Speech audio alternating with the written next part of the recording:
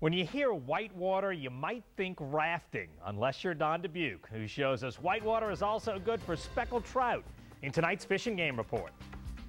Right, nice speckled trout coming in right here off the intercoastal rapids. Mike, what's going on with this water coming through these pipes?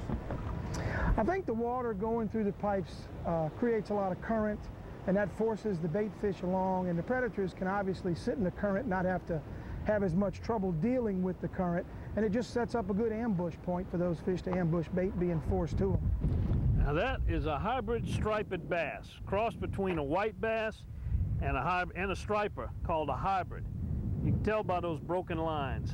All right, fishing these rapids, we use what you call a drop deadly Dudley. Explain how it's rigged. Yeah, I make a drop shot rig with a deadly Dudley hanging off of it. The 1 ounce sinker will bring me down to the bottom, and this one will just sit in the current. When the fish tugs it, it's directly in line with my rod tip, where I can feel what's going on. It works very well in high current areas.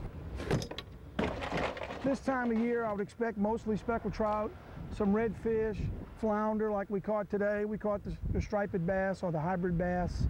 There'll be black drum and sheephead if you're fishing with market bait. There's a nice speckled trout.